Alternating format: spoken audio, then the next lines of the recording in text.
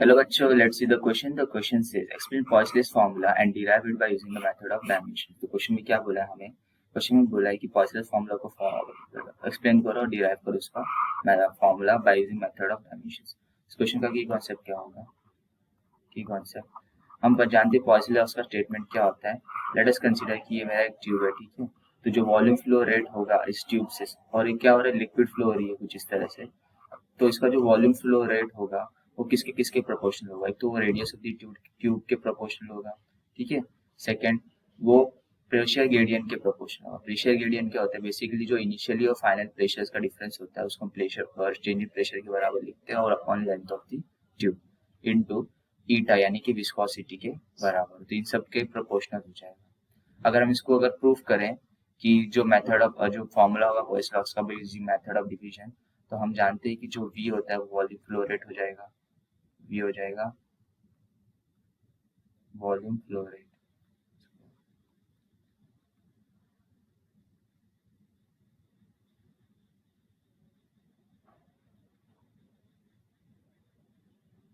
तो volume flow rate V is equal two into proportionality constant हटाने के बाद क्या आ जाएगा, K into R into P by L into theta, ठीक है.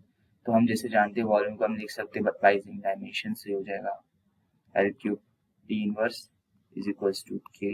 R को हम लिख सकते हैं लेंथ के बराबर, ठीक है. इसकी पावर क्या ले लेते हैं, A ले लेते हैं, क्योंकि हमें डायमेंशन से आपको फॉर्मूला प्रूफ करना है.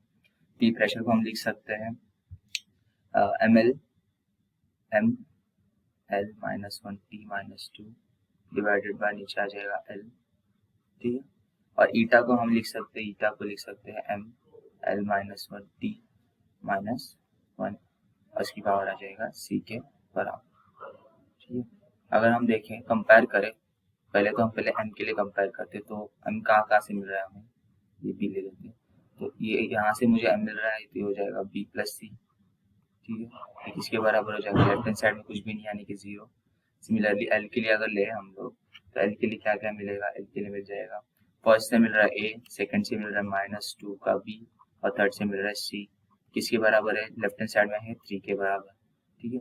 सिमिलरली फॉर्मेट t कहाँ से मिलेगा, मुझे t मिलेगा माइनस का 2b और माइनस का c इज इक्वल टू -1, ठीक है.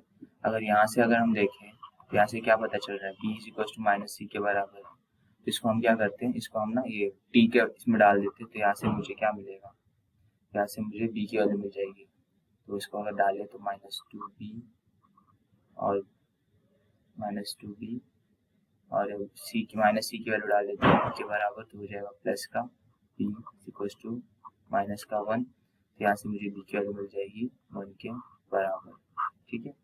सिमिलरली तो मेरे c क्या हो जाएगा, यहाँ से c की वैल्यू हो जाएगी -1, b की वैल्यू मिल जाएगी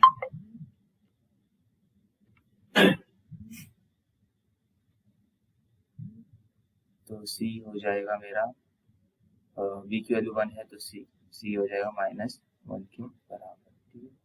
c की वैल्यू यहाँ से -1 हो जाएगी. सिमिलरली अब b और c की वैल्यू अगर हम सेकंड में पुट करें, तो यहाँ से क्या आ जाएगा, जैसे a की वैल्यू मिल जाएगी, तो a की वैल्यू यहाँ से मिल जाएगी के बराबर. तो इन सब को अगर हम पुट करें तो यहाँ से, तो हमें जो v का फॉर्मूला मिल जाएगा वो मिल जाएगा k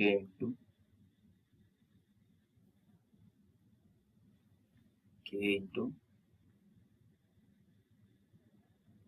बराबर से लिख दो k r की पावर a की वैल्यू कितनी लिखी, 4 का L 4, ठीक है. जो मेरी r है यानी कि L r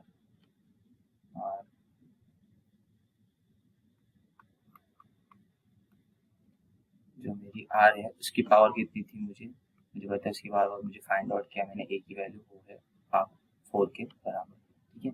similarly p bye l की वैल्यू कितनी है, p बाय l की वैल्यू है b यानी कि 1 के बराबर, ठीक है. और जो मेरी ईटा की वैल्यू है, ईटा का पावर कितना है, ईटा का पावर है -1 के बराबर, ठीक है. तो यहाँ से मुझे ABC की वैल्यू मिल गई, और मुझे जो वॉल्यूम फ्लो रेट का फॉर्मूला है वो भी डिराइव हो गया. Hope you understand this question. Best of luck. Thank you.